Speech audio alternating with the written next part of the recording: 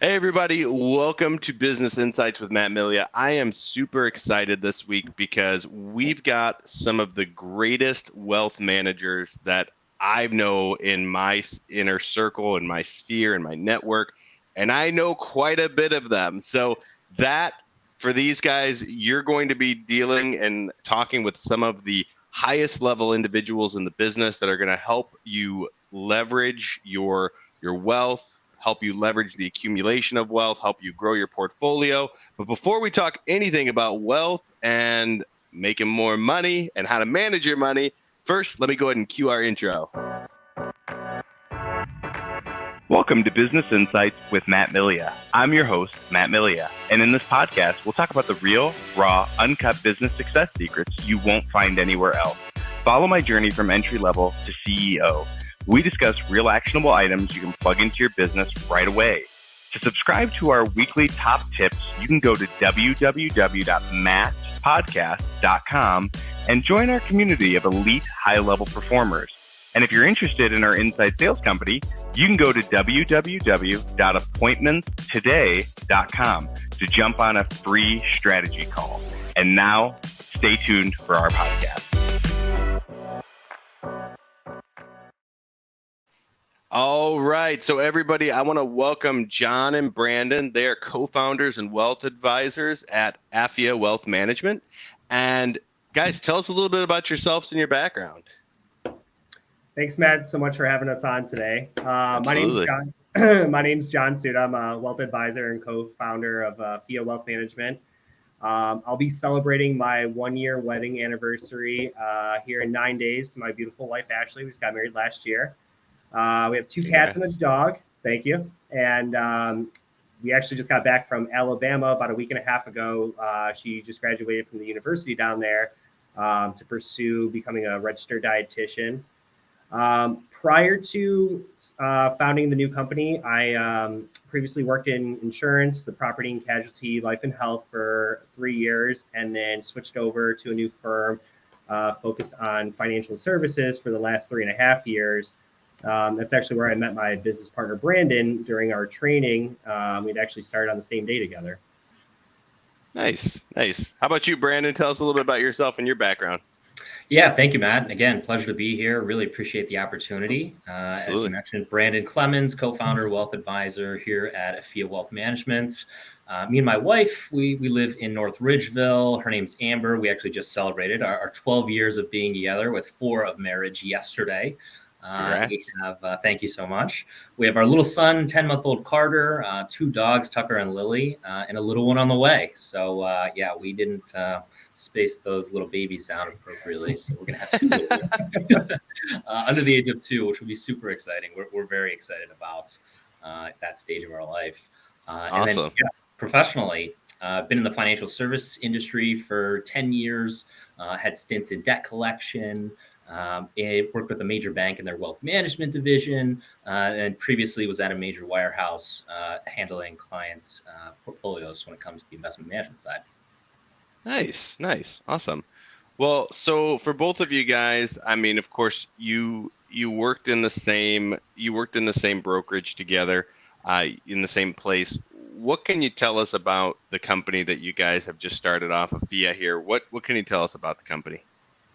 Yeah, as John had mentioned, we met 3.5 years ago while being onboarded at our previous brokerage.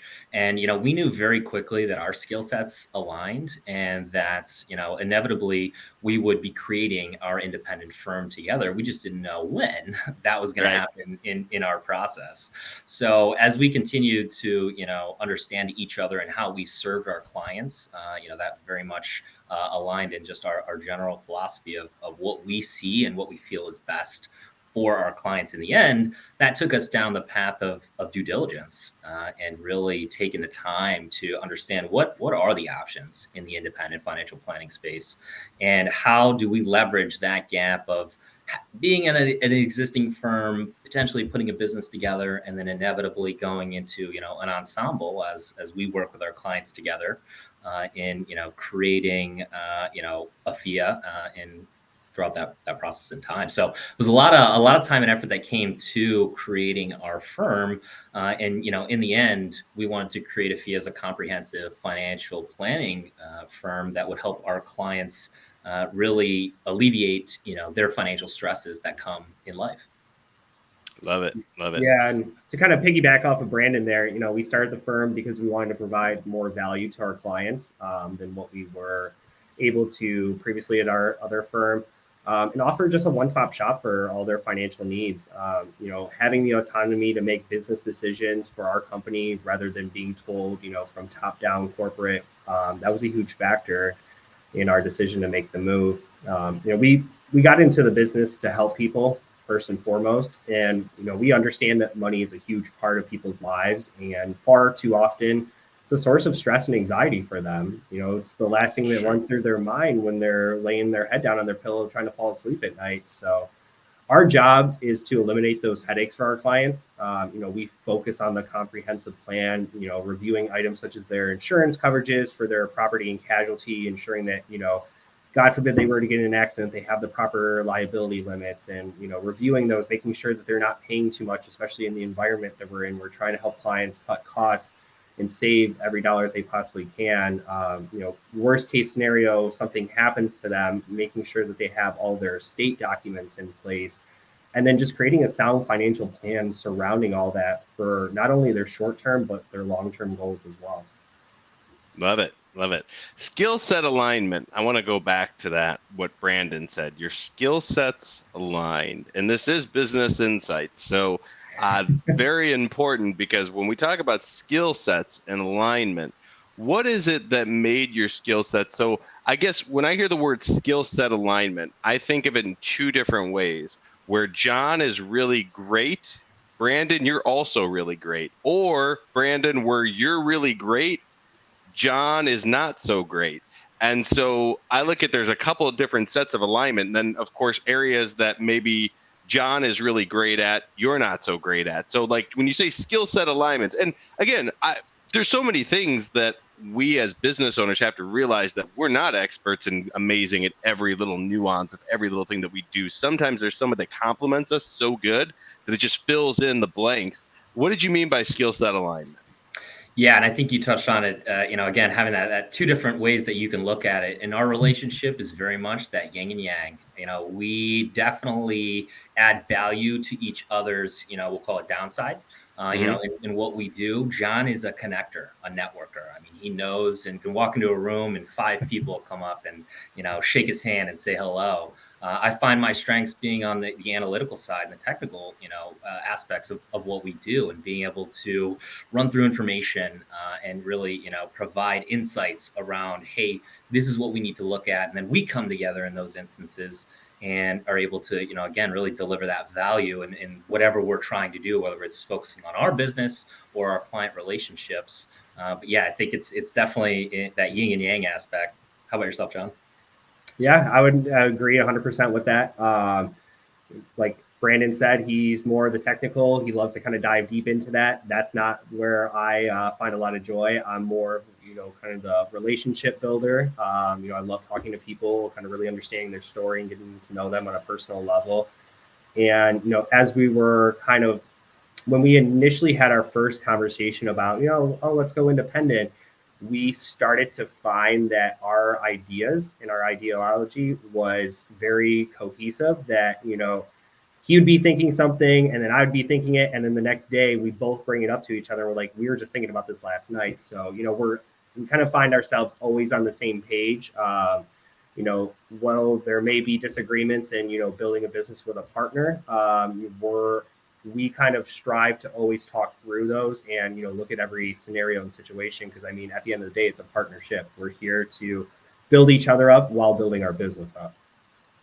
I love that. And and that's really, even with our business with appointments today, I'm so, of course I do mostly the sales element, but I don't necessarily do the marketing element. I actually have somebody that everyone's like, oh, sales and marketing, they go hand in hand. Not really, because you have a different technical skill set. Now, if I asked my marketing guy to do the sales, he would, I mean, he would tell you the same thing. He'd fall flat on his face because it's not what he enjoys doing. He could do it, but it's not his superpower. It's not his strong suit. And it's something that actually takes energy away from him, where for me, it energizes me. I love solving problems, finding solutions for challenges that people have, and even coming up with them on the fly. So I felt like that was really important. I wanted to add that in. What are some of the lessons you guys learned along the way? I mean, especially with, having, of course, having now your own company, and before, of course, you had and I hate to use the word the security blanket because it's not necessarily the best way of putting it, but sometimes you do have the security blanket of working for someone else or doing something else. When you go out on your own, it is a big step into that unknown, going out on your own, doing your own thing. What are some lessons you guys have learned along the way since starting the journey? Yeah, man. I mean, you're absolutely right. I mean, you can kind of live under that blanket of comfort, having the 9 to 5, the steady paycheck coming in every 2 weeks or every month, and, knowing that everything is kind of smooth sailing. As I was growing up, I kind of always had that entrepreneurial spirit, and I knew that I wanted to be a business owner. And diving into it, it's a challenge. I mean, as a small business owner yourself, there's a lot of pieces to the puzzle that you have to plan for initially. And Oh yeah. as much as you think you've developed that perfect plan in your head, you're going to get punched left and right. There's always going to be curveballs thrown at you. And especially in our industry, we had to ensure that we had kind of all of our ducks in a row. We needed a top-notch compliance team. We needed a world-renowned custodian to hold client assets at. And we also needed an industry-leading chief investment officer to oversee our investment philosophy and portfolios. Outside of that, there are so many tasks to ensure everything is set up properly and registered, especially with us being in such a heavily regulated industry. We had to ensure that we had all of that initial paperwork filed. I think for us, the most challenging part when we were actually sitting down to develop and plan this actually came down to the naming and branding of our company. We wanted to find a name that was catchy and, was kind of like a household name, just like a lot of the other financial firms in the industry, and then creating a brand around that for our clients to recognize. Love it. Love it. For both of you guys, I mean, what advice would you give to anyone who might be looking to get into this field, or maybe they're looking to start their own business? Yeah, and I think it's take your time. Looking back and saying, Rome wasn't built in a day. It took a lot of time, effort, and resources for us to, be able to launch our firm in the independent wealth management space. Taking a look at, I found myself again scouring the internet for resources. 9, 10, 11 o'clock at night, trying to just Right. literally take on as much information as humanly possible. And as John mentioned, inevitably, once I started going through a lot of the information and kind of, filtering it for both of us to have a conversation through, I said, this is very doable. We're going to have the ability to find our trusted, strategic partnerships. And the biggest challenge is going to be naming our firm. And inevitably, we knocked that out pretty quickly, to be honest. But the strategic, resources that we had to put together took time. And I think that's, when it comes to regardless of what industry you're starting your business, make sure that you have a plan. You have a business plan for day one and launch. You have, your ongoing planning needs in place so that when those curveballs do come at you, you're going to have at least a pretty good idea of how you should be able to handle those and stay on top of what you're trying to do in the end. Yeah, and I would just add to that, make sure you do all of your due diligence up front. When you're building out your business and you're choosing the products or services that you're going to offer to your clients and what product partners you're going to partner with and build that relationship, that you really want to do your due diligence. One, make sure that they're the best in the industry, because once you get set up and started and you find out a couple months into it that was the wrong software technology that you had implemented, it's a lot harder to make that change than just spending the time up front.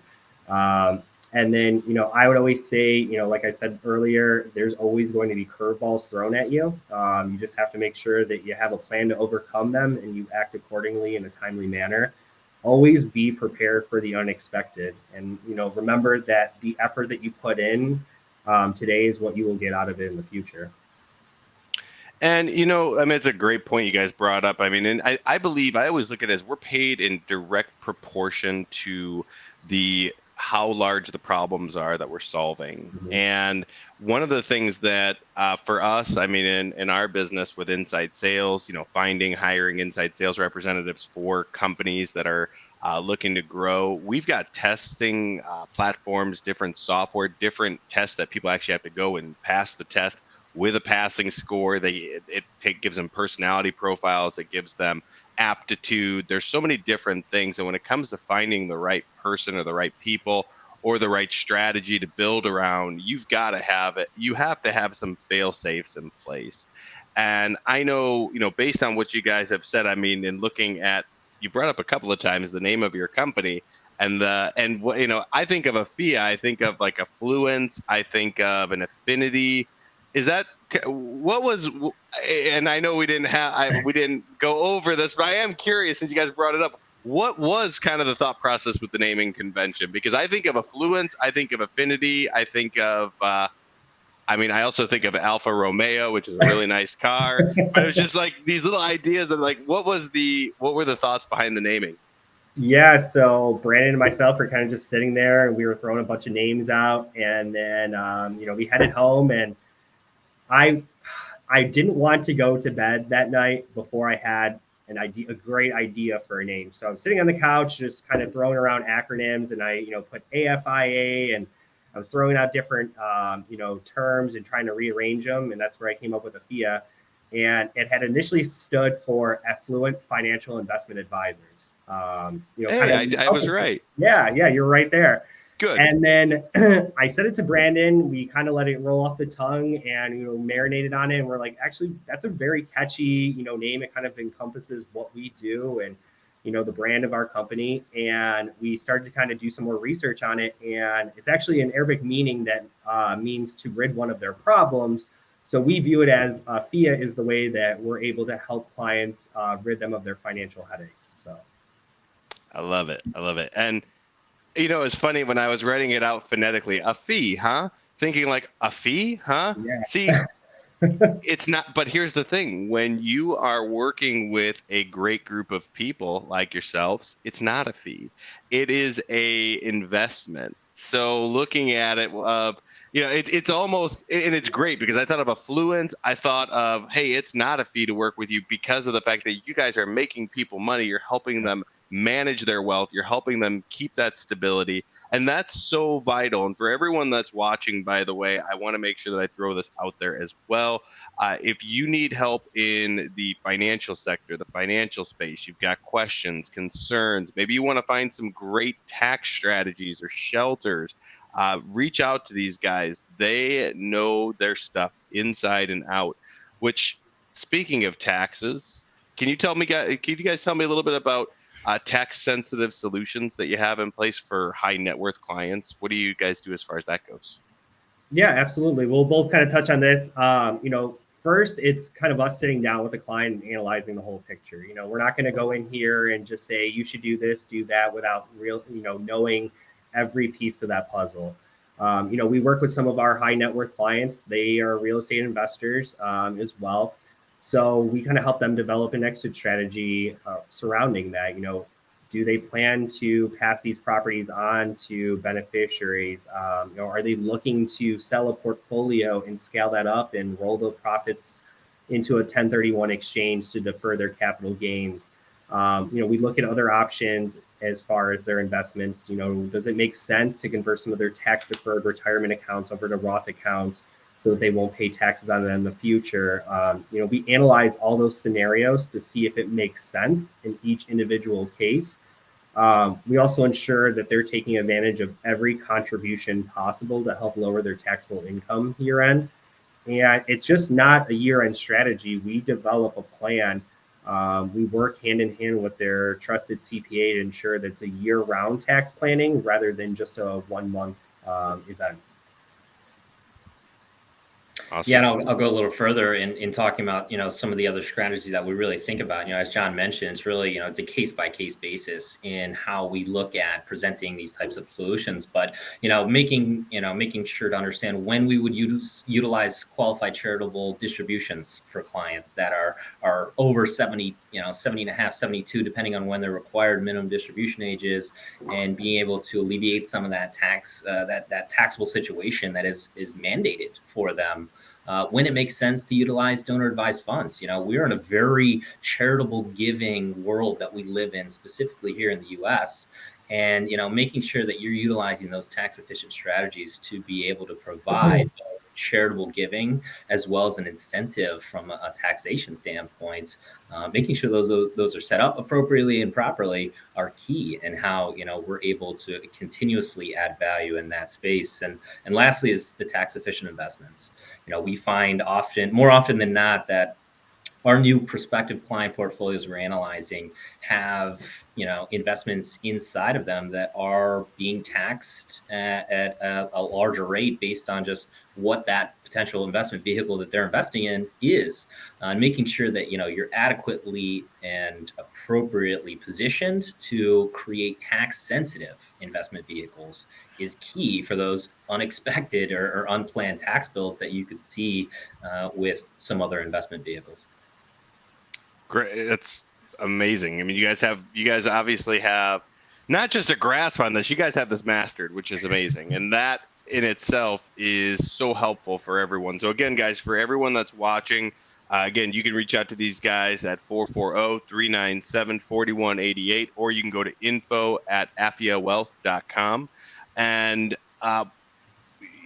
advice as far as the stock market goes, I'm curious as to what your thoughts are, because of course right now there's a lot of volatility. Of course the Dow is constantly up, down, sideways, left or right, it's all over the place. And then you got crypto, which we won't even, I mean, we could go into crypto, but what are the thoughts here, guys? What are some things that that people can do now as far as investing in the stock market, and of course maybe some ways they can prepare for their retirement that involve the stock market? What are your thoughts? Yeah, so we kind of broke it down into two categories, and these are generally the two types of individuals that we kind of work with: the do-it-yourselfers and those who appreciate and value the trusted relationship that they could have with advisors like us. So, for the do-it-yourselfers, we definitely can be able to, we're able to add value from a planning standpoint in creating and facilitating a financial plan, understanding their, how much risk that they prefer to take on when it comes to the market, and really help them, whether they're already invested or looking to get into the stock market, really help them develop a plan around how they should be investing. There are some free tools out there that we point do-it-yourselfers to, online paper trading accounts where you can create it. You have fictitious money and you buy and sell, and it flows with the markets as they continuously go up and down in this day and age. And it's a great learning resource that if you truly want to master, your own financial success, you got to go out there and you got to take on the tools and resources that are available to be able to have that knowledge to be successful. And then when it comes to, those who prefer to kind of delegate a little bit of that aspects to their advisors, we're really able to help them understand. Again, we always come back to the conversations around risk management. I mean, it's huge in our initial conversations to understand how you should be invested.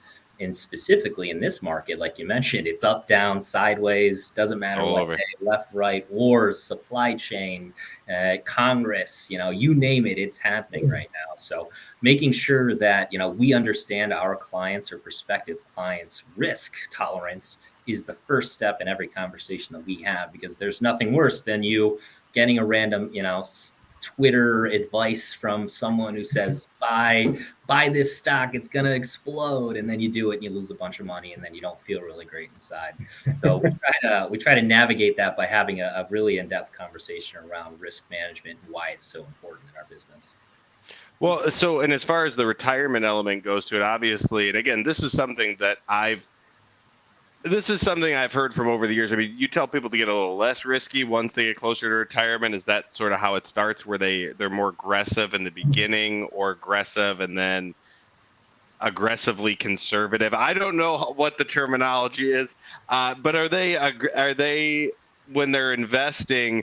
And again, I'm assuming you guys probably do more of almost like a mutual fund type of approach where if they're investing, you're maybe making a recommendation to invest in multiple things. So that way, if you go into something higher risk, you're not immediately losing it all because you've decided to go higher risk. Is that pretty fair to say? Yeah, I mean, there's two different strategies. As you're kind of saving and preparing for your retirement, the strategy is to grow and accumulate as much wealth as you possibly can, right?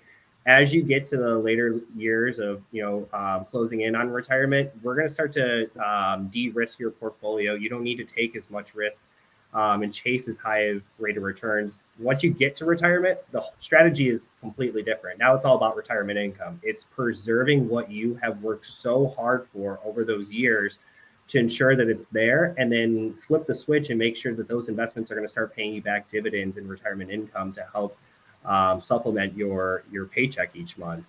One thing I'll kind of add here that Brandon was talking about as far as the stock market, during the whole COVID phase, we saw a lot of people, be able to make a lot of money on just chasing some of these individual stocks. I mean, everything was at a bottom. There was no losers that you could buy. Everything had shot back up. So it's in environments like this where the market gets choppy and volatile. That's where it kind of pays to have that advice of an experienced advisor. Remembering chasing your way to riches may sound sexy and fun, but it comes with a lot of high risk. Boring your way to wealth is less attractive, but it's a proven model over time. And it really comes down to understanding how comfortable you are with that risk and ensuring that you're never putting all of your money in one individual investment or putting in more than you're comfortable tying up for, either the short term or long term. I can't tell you how many stories I've read where someone liquidated their whole savings account, went in on an individual stock and lost 75%. And then they got to go back to their spouse and say, hey, remember that vacation we're taking to Disney? It's not happening this year, next year, or the next 3 years. Oh no, I get it. And I think it kind of rings true, the old saying of a smooth waters never made a skilled sailor. When things are very smooth, it doesn't necessarily equate out to. I mean, of course, we want things to be smooth after we've invested, but in a lot of cases, this is the time when people are really making it big if they know what risks to take, and obviously calculated risks. And yes, that makes complete sense. You don't want to put your life savings in one stock or one piece of which. Do you guys deal with crypto at all? I figured I'd ask. I don't know if that's something that you guys are. We could probably have an entire episode on that. We won't go too deep into it, but that's something that you guys do also get into. Do you guys encounter people that are starting to test the water with crypto, or what are you seeing? Yeah, we definitely do. And, it's something that's, it's still more challenging from an advisor's perspective in being able to offer those as an investment vehicle at this point. But we definitely educate our clients around the crypto markets and understanding, again, the risks associated with buying the new best and brightest thing and idea that comes to market. We're very much in the middle. We definitely see the value within the crypto space and the technology itself and how it can be very useful to our world. But at the same time, in an unregulated market, you just have massive swings in value, both up and down, and you have to make sure that you're able to control what you can control, which in that space is unfortunately not a lot. So if you're looking to, buy and hold a specific asset, we talk through some of the whys and why nots. And in the end, we never tell our clients, we don't tell them no a lot, but we'll make sure that we educate on both sides. And when we're making, either a recommendation or if we're, kind of filtering through an idea that a client's brought to us, we want to make sure that we understand both sides and the opportunities, because there's you have the ability to make money in crypto. You also have the ability to lose money in crypto, which we're kind of seeing a little bit of that right now. I'm real good at that. I'm the guy that buys Dogecoin when it's at like 80 cents, and I'm like, yeah, buy Doge, and then I go and buy it, and then all of a sudden I'm like, oh man, it went down to like 20, and I'm like, I gotta sell it, and then. Yeah. I've learned you buy it and you just ride it out. I mean, that's one of the biggest things that because so many people have these day trader mentalities where, oh, I'm going to go and I'm going to buy it. I'm going to wait for it to go up a little bit and I'm going to sell it immediately. I mean, yeah, I guess you could do that, but you can, but you got to do it. It's got to be your job and your life. And you got to be all that. It really would be your life. I mean, your eyes would probably go cross after, looking at those, like the symbols and all that. I mean, yeah, I couldn't even imagine it. So it's a lot. Anything you want to add to that, John? No, I think, yeah, touched on it. So as far as financial advice, guys, for our audience, any general financial advice that you'd give to anyone in our audience? So I think, two things I'll kind of touch on here. As far as looking at someone that's preparing for the retirement, they want to sit down and kind of establish a plan for that. Number one, and the most important, is that savings matters. You have to start saving, you have to keep saving, and you have to stick to that plan that you come up with. When it comes to your retirement planning, you need to know your needs. What is a comfortable budget that you could see yourself living on when you go to retire? Because at the end of the day, when you hang your hat up and you're like, I'm done, you're calling it quits, no one's sending you a paycheck anymore. You're in charge of your paycheck each month, right? So it's kind of having that reverse engineering, saying like, where do we want to be in 20, 30 years down the road, and setting up a plan today to help get you on track for that. Other things I would say is, if your employer is offering a retirement plan and they offer a match, you have to contribute to that. You have to take advantage of that, because that match, you're leaving free money on the table. Other thing you kind of mentioned about mutual funds and individual stocks and ETFs, you want to consider your basic investment principles. What investment options are available in your 401k or employer work retirement plan? Understand the differences between them, and then understand what portfolio suits your risk tolerance the best. Other key thing is, I would say, don't touch your retirement savings. That is kind of earmarked for the long term. If you do need to take it out in an emergency, you may face penalties if you withdraw it early, and you may be subject to taxes on it. So that's why we really coach our clients to say, hey, let's start here. Let's establish an emergency savings fund. This is going to cover about 3 to 6 months of your current expenses. God forbid an unforeseen bill comes up or a situation that you need cash for, that's there to take care of that. Everything else thereafter, you should be comfortable investing for the long term for your retirement.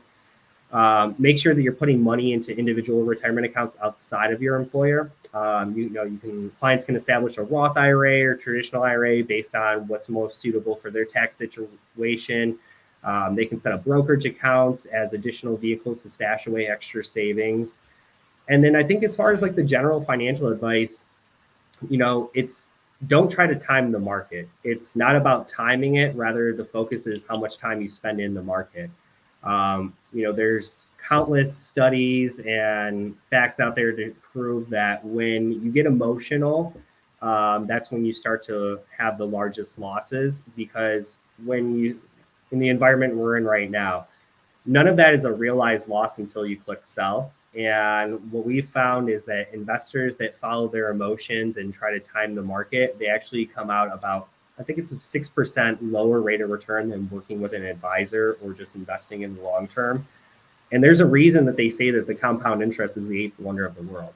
Other thing I would say is always ask questions. Whether you're doing it on your own, ask questions to find the advice. If you're working with an advisor, ask them questions. They should be able to explain things to you in layman's terms and not talk over your head with terminology.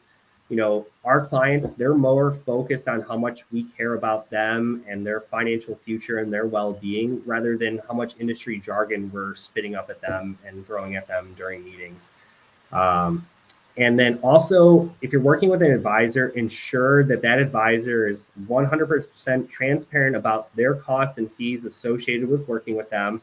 Not only their fees to manage your portfolio, but also the internal expenses related to the investments within that portfolio. We see very often that advisors will not touch on that. Matt, you had mentioned mutual funds. Kind of encompasses the portfolio manager of that fund, they charge a certain percentage to manage all the individual investments within there, but they charge a fee to the client, and that client never really sees it. It's kind of deducted out of the total rate of return. And advisors don't always talk about that, but we can see where we've seen some portfolios where they're paying an additional up to 1% sometimes in internal expense ratios on top of whatever they're paying their advisor to manage that portfolio and that money in their plan. So that was another thing, why we kind of made that transition. We've been able to lower a lot of those expense ratios. We've taken some down from 0.75 to 1% all the way down to 0.12 to 0.25. Wow. Yes. And it may or may not sound like a lot, but once you start to add up those savings year over year and you compound that interest on it, 20, 30 years, that's a large chunk of change. Well, and you got to think about it too. I mean, all right, so if you got $1,000 in play, yeah, it's a grand scheme of a whole lot of nothing. But I mean, obviously, if you've got 100,000 or a million or a few million, and now we're looking at 1% down from 0.25 or 0.12, whatever it ends up being, it's a huge difference. So I'm with you 100%. Brandon, anything you wanted to add in? Any general financial advice to give to the audience? Yeah, absolutely. My advice comes into, we live in a world of technology and social media and news outlets always trying to jam something down your throat. Just take it all with a grain of salt.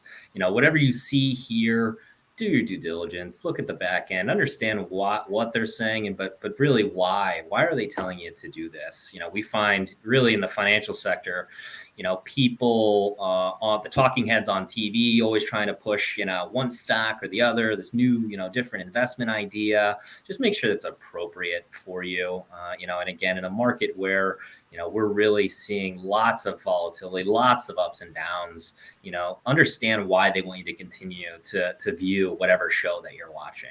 They're always driving a factor of fear and unfortunately the world ending. But, we know over the last 100 years, specifically within the investment markets, that the world has continued on. We've had some bumps in the road, but, we've been able to overcome whatever has been thrown at us thus far. And if I'm a betting man, I'm not gonna bet on this next thing being our demise when it comes to the markets and how we invest. So making sure that again you're seeking, if you are seeking advice, that they're a licensed professional that is educated and has the expertise to give you an idea that's going to benefit you, not one that's going to benefit them in some way, shape, or form. Awesome. Great advice, guys. And for everyone that is watching as well, I just want to make sure here that I add this in here again. If you need any financial advice, help with investing, guidance along the way, definitely reach out to these guys. They know their stuff. And then, John, did you have anything that you wanted to share? Was there something you wanted to share with us as far as Yeah, so I'm going to share my screen here real quick, just to kind of show some of the new technology that we were able to kind of bring on to our new firm.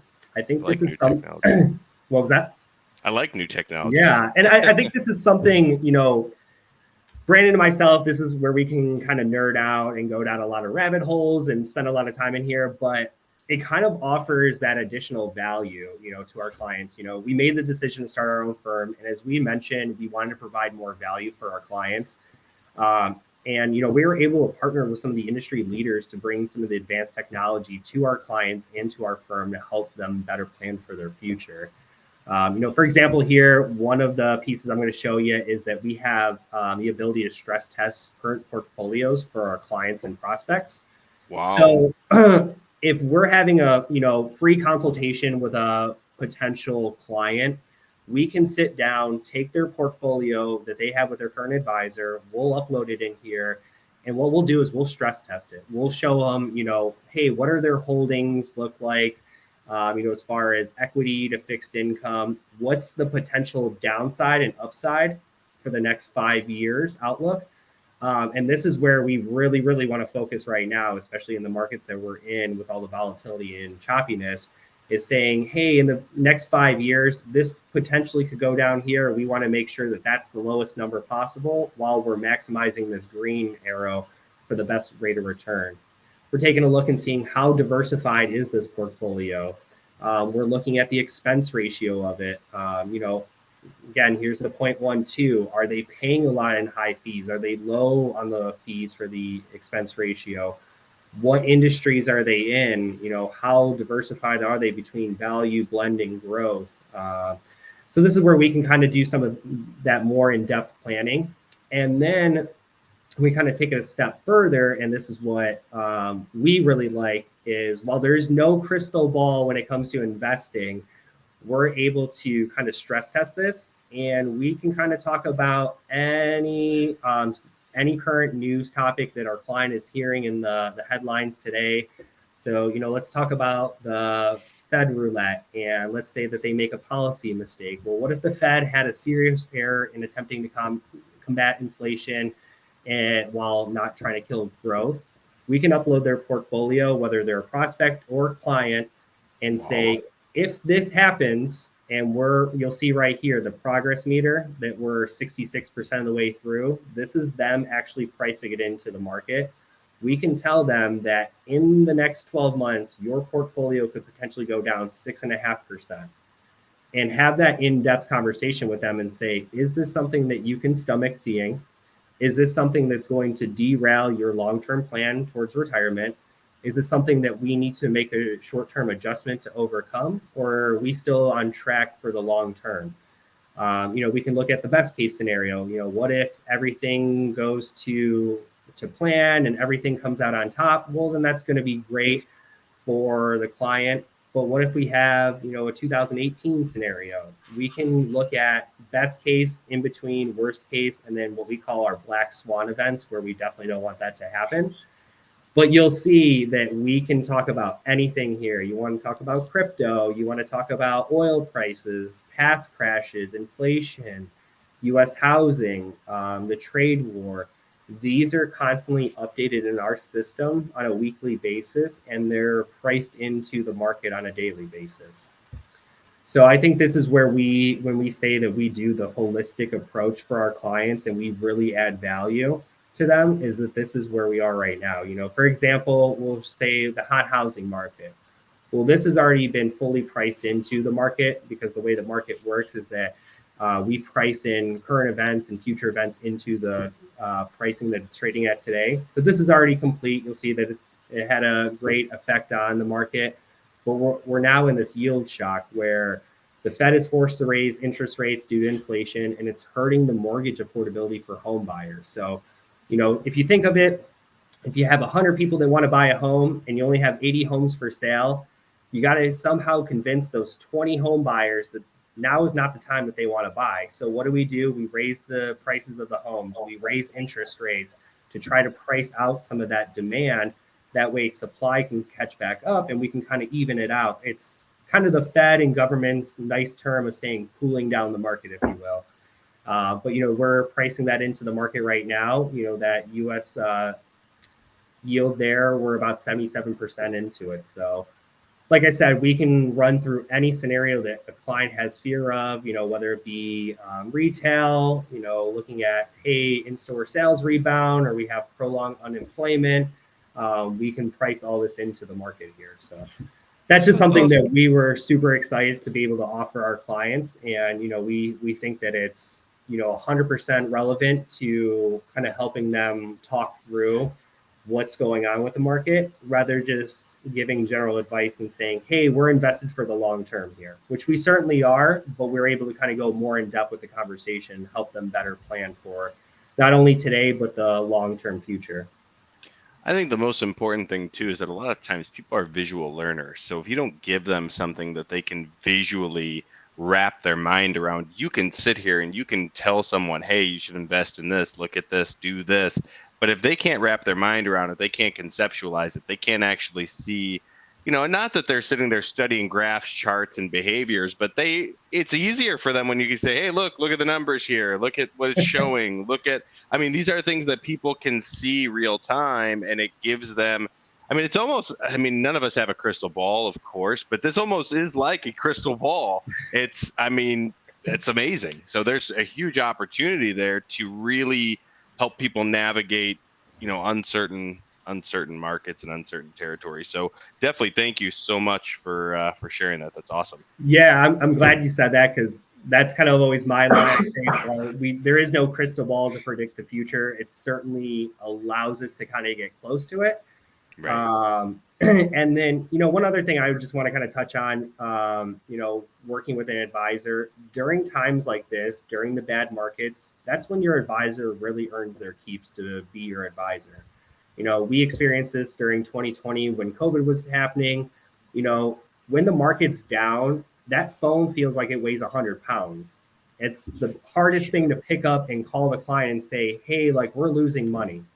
But that's our job as our client's financial advisor, is to coach them through the tough times and eliminate the emotions that come with investing in those choppy markets, and help them make those minor adjustments to their portfolio or to their plan to ensure that they're going to be able to retire on track and be able to retire with dignity and not have to make, any other sacrifices to the way that they want to live. Not have to pick up a side hustle or another job at 75 years old or yeah, we're not sending or you whatever, right? Yeah, we're never going to call a client, when they're 75 and say, hey, we're running out of money. You might want to stop at Walmart and pick up an application via door greeter. Right. Well, guys, I appreciate you coming on. This was awesome. You guys shared so much. Before I wrap anything up, Brandon, I know, anything else that you wanted to add as far as everything goes? Yeah, no, again, we really appreciate you having us on. The last little piece of advice that I could give for anyone watching or listening, it's working with the right independent advisor can add tons of value to both, your life and your financial life. Just make sure that, you gel well with them, right? They're good people. They're, acting in their fiduciary manner, and, you're not paying an arm and a leg. There is a cost to do business in our space. We definitely don't work for free, but, we don't go to the extremes of, charging our clients an absurd amount of costs. We look at minimizing costs in ways that we can control. So, making sure that, you're working with a fiduciary, and controlling what you can control. As I mentioned, it's the key to being a successful investor, developing a plan, controlling what you can control, in minimizing costs in areas that you can. And then being able to alter the plan while you're in the middle of the plan if things go awry. But you actually have software to show you reasonings why that should be done. So there's the crystal ball. Yep. Yeah. Took it right from my mouth, because that's the planning process is there's no set it and forget it in our world. It's consistently monitoring on an annual basis, because guess what? Life changes sometimes. Oh man, it does. And you got to stay ahead of it as much as you can. I don't think anybody saw 2020 coming. I mean, at least I didn't. Now, obviously, if you look back at over 100 years, I guess there's usually some sort of plagues every 100 years. I don't know. I won't go too deep into that topic. But my point being is that there's always things that are changing. You always need to have somebody to help you navigate the water. So, guys, appreciate y'all coming on. And for everybody that's watching, I've got their information here. Give them a call, reach out, don't be shy, send them an email. Even if you just want some basic information, I'm sure they'll be able to, either give you a little bit of info or point you in the right direction, and go from there. So guys, again, appreciate y'all. And for everyone watching, we'll see you guys same time, same channel next week. Thanks, guys. See ya. Thanks, Matt. See you guys. Bye.